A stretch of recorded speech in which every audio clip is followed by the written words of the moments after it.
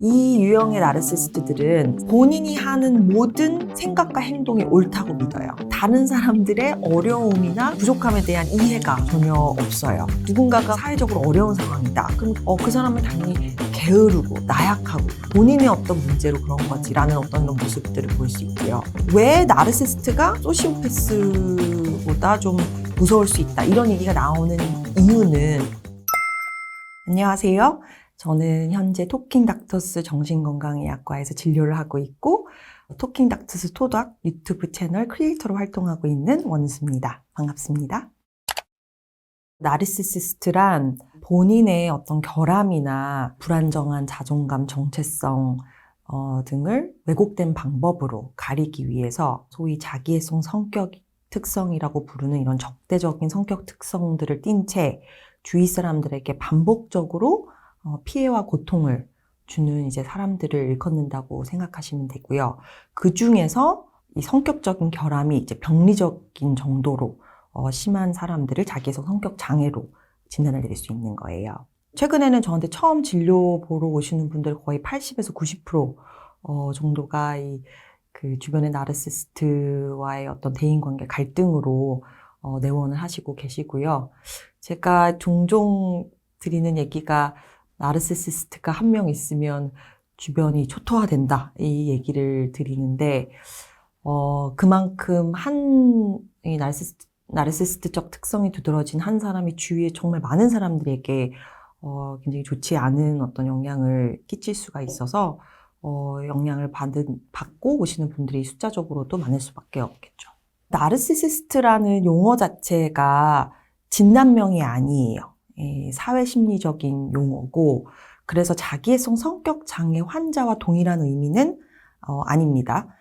이게 나르시시스트가 진단명이 아니라는 게 중요한 이유는 이제 어떤 성격 특성의 조합을 얘기하는 거기 때문에 전문가가 아닌 분들도 이제 사용할 수 있는 거죠, 그 용어를. 그래서 이 대표적인 나르시시스트의 특성에는 이제 정말 수십 년 동안 연구되어 온 그 정신질환 진단 및 통계 편람에 기재되어 있는 자기애성 성격 특성들이 해당된다고 보시면 되겠습니다. 공감 능력이 손상돼 있고, 본인의 중요성이나 능력에 대해서 굉장히 과대하게 과장해서 인지를 하고 있고, 특별 대접을 받아야 된다는 그런 근거 없는 특권의식, 지나치게 관심 받으려고 노력하고, 주위 사람들의 찬사를 굉장히 갈구하고, 질투심이 과해요.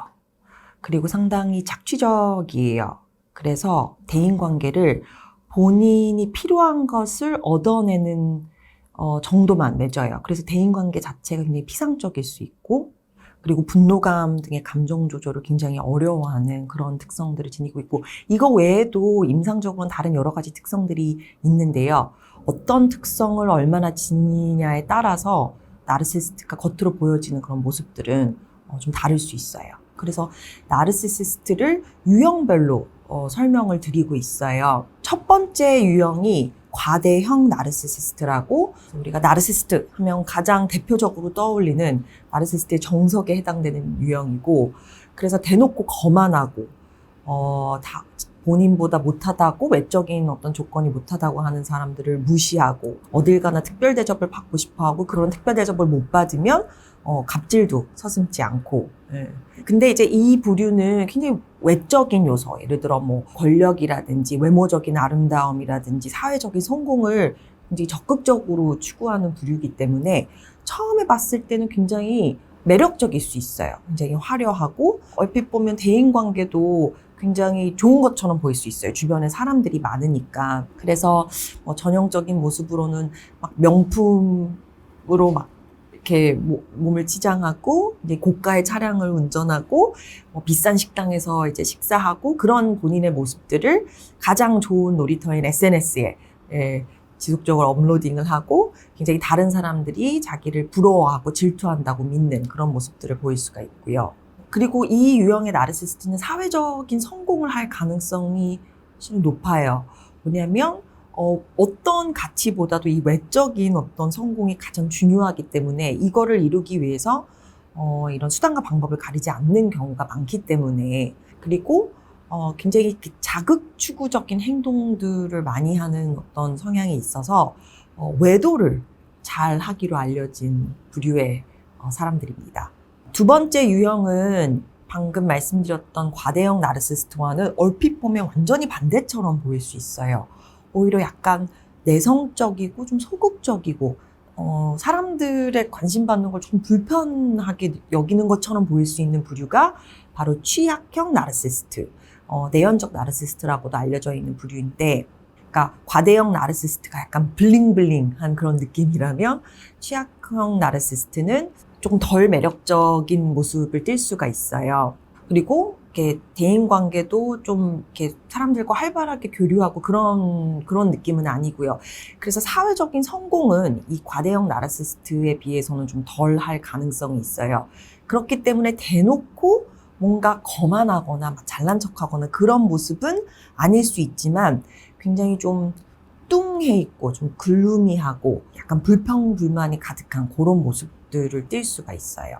근데 나르시스트이니까 이런 앞서 얘기 드렸던 그런 과대 사고, 본인에 대한 과대 사고는 속으로는 존재해요. 그래서 본인이 사회적인 성공을 이룩하지 못했던 이유는 이게 다른 사람 탓, 환경 탓, 세상 탓 이렇게 주변을 탓하는 모습들을 많이 보일 수 있고, 그래서 주변 사람이나 상황을 원망하는 모습들을 많이 보여요. 그래서 피해자 코스프레를 잘 하는 것으로 알려져 있어요. 이 일부 연구들에서는 이 악플러나 인터넷 트롤, 이런 부류의 사람들이 이제 취약형 나르시스트로 설명하는 경우가 좀 있고요. 그래서 본인은 다른 사람에게 굉장히 비판적일 수 있는데 누군가가 본인을 조금이라도 뭐 지적하거나 하는 모습을 보면 엄청나게 이렇게 분노감을 표출하는 경우도 있어요. 그런데 한 사람이 이 두 과대형 취약한 나르시스트 유형을 오갈 수가 있어요. 예를 들어 과대형 나르시스트라고 보이는 사람이 외적인 조건이 갑자기 안 좋아졌어요. 예를 들어 뭐 사업이 갑자기 망했어요. 그러면 이 취약형 나르시스트의 모습이 드러날 수가 있고, 취약형 나르시스트 갑자기 뭐 주식이 대박이 났다. 그러면 과대형 나르시스트의 모습이 보일 수가 있어요. 왜냐? 그 기저의 심리는 동일하기 때문에 그렇거든요. 세 번째는 악성 나르시스트. 나르시스트 중에서도 가장 악랄하고 잔인하고 이런 범죄와 이 폭력의 이 중앙에 있는 그 나르시스트예요. 그래서 일반적으로 나르시스트적인 특성과 함께 소위 반사회성 성격 특성들을 띠고 있는 부류라고 생각하시면 되겠고요. 그래서 다른 나르시스트 유형에 비해서도 다른 사람들에게 이런 신체적, 정서적 해를 가하는 것을 서슴지 않고 굉장히 가학적일 수 있어요. 그리고 거짓말을 반복하고 상당히 충동적이고 착취적이고 굉장히 무책임하고, 그래서 범법적인 행위도 저지를 수 있고요. 그리고 본인의 행동에 대한 후회나 죄책감을 느끼지 않아요. 그래서 우리가 흔히 알고 있는 뭐 사이코패스, 소시오패스랑 이런 악성 나르시스트랑 좀 유사하게 비춰질 수 있겠고요. 네 번째는 천사의 탈을 쓴 나르시스트라고 부르는 유형입니다. 바로 공동체적 나르시스트. 이 유형의 나르시스트들은 사회적으로 좋은 일, 선한 일, 예를 들어 뭐 큰 기부 아니면 봉사 이런 행위를 통해서 본인의 어떤 과대성을 이제 드러내고 찬사를 받기를 추구하는 거예요. 물론 이런 좋은 일들을 하는 많은 분들은 대부분은 좋으신 분들이에요. 근데 이제 일부는 이런 공동체적 나르시스트적 특성을 띨 수 있다는 얘기고요. 본인의 선한 행위가 얼마나 많은 사람에게 도움을 줬는지는 그다지 중요하지 않아요. 이 선한 행위가 얼마나 알려졌는지가 굉장히 중요한 거예요. 그래서 본인이 하는 이런 좋은 행동들이 반드시 세상에 알려지게끔 SNS나 매스컴을 활용을 하고요. 만약 이게 알려지지 않았다, 그럼 엄청난 분노감을 표출할 수 있어요. 그러니까 실제로 그러니까 모든 사람들이 내가 좋은 일을 하면 뭐 어느 정도 사람들이 알아주고 알려지는 거를 원하는 마음이 있죠. 근데 만약에 그렇지 않다고 하더라도 막상 내 어떤 행동이 정말 어떤 선한 영향력이 있다. 그러면 그것만으로도 우리는 굉장히 뿌듯함을 느끼고 만족해야 하잖아요. 근데 공동체적 나르시스트는 그런 얼마나 선한 영향력이 있는지는 중요하지 않아요. 이게 얼마나 알려져서 본인이 이제 더 위상이 올라가느냐, 이런 부분들이 가장 중요하고, 그래서 대외적인 이미지는 너무나 선하고 좋지만 실제적으로 본인 주위에 있는 사람들한테는 굉장히 착취적이고 정서적으로 학대적일 수 있어요.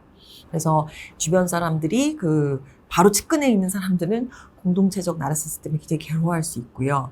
그래서 우리가 이런 공동체적 나르시시즘과 악성 나르시시즘이 혼합된 이런 형태 중에 대표적인 경우를 사이비 교주라고 보기도 하죠. 5번째 부류는 본인의 도덕성, 종교적인 고결함, 윤리의식, 특출난 윤리의식 이런 거를 강조하는 독선적 나르시시스트예요. 우리가 뭐 나르시스트라고 떠올리면 좀 거짓말도 잘하고 뭔가 뭐 규율도 안 지키고 뭐 이런 모습들을 보기 때문에 얼핏 보면 이런 바른 생활하는 사람이 나르시스트라고 인지를 못할 수 있거든요. 근데 본인이 하는 모든 생각과 행동이 옳다고 믿어요.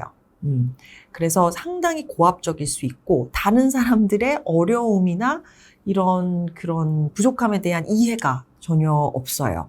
그래서 누군가가 뭔가 조금 사회적으로 어려운 상황이다. 그럼 그 사람의 어떤 어려움이 있을까? 이런 어떤 이해가 아예 없이 그 사람은 당연히 게으르고 나약하고 본인의 어떤 문제로 그런 거지라는 어떤 이런 모습들을 보일 수 있고요. 그래서 상대방의 어떤 실수에 대해서 굉장히 매섭게 비난하고 그런 모습들을 보일 수 있어요. 그래서 막 본인보다 못하다고 생각되는 사람들을 막 경멸하고 상대방을 정죄하는 태도를 통해서 본인이 우위에 서려는 그런 모습을 보이는 어떤 부류라고 생각하시면 되세요. 그리고 돈과 관련해서 경제적인 부분에서 굉장히 예민하고 돈에 집착하는 모습을 보일 수 있고 그래서 이런 독선적 나르시시스트가 뭐 아빠다. 그러면 이제 이 가족의 엄마를 포함한 모든 자녀들이 아빠가 세운 모든 규칙과 규율에 완벽하게 순응을 해야 되고 정말 군대처럼 아버지의 말을 따르지 않으면 굉장히 무서운 어떤 보복적인 행동을 보일 수 있는 그런 유형이라고 생각을 하시면 되겠습니다. 왜 나르시스트가 이런 소시오패스보다 좀 무서울 수 있다 이런 얘기가 나오는 이유는 실은 사이코패스는 안 그런데 소시오패스는 조금 더 충동적인 측면들이 있다고 저희가 보거든요. 그래서 행동 조절이 좀 더 안 돼요. 이렇게 분노가 확 일면 바로 이런 어떤 충동적인 모습을 보일 수 있기 때문에 겉으로 그런 행동들이 드러나잖아요. 분노 폭발이나 이런 충동적 행동들이 잦다. 그럼 그게 초반에도 이제 드러날 수 있는데 뭐 사이코패스도 그렇고 나르시스트들 같은 경우에는 그런 자기의 건강하지 않는 측면들을 잘 감출 수 있거든요. 그래서 초반에는 그게 잘 안 보일 수 있어요. 근데 정말 이해관계가 얽히거나 아니면 당사자가 굉장히 좀 어려운 어떤 스트레스 받는 상황에 처했을 때 그런 모습이 드러날 수 있거든요. 그래서 오히려 이런 나르시스트의 특성을 깨닫는 어떤 시기는 이미 내가 관계 안에 깊이 있게 들어간 어떤 상황일 가능성이 높기 때문에 그런 맥락에서 막 나르시스트가 더 무섭다 이런 얘기들이 좀 나오는 것 같아요.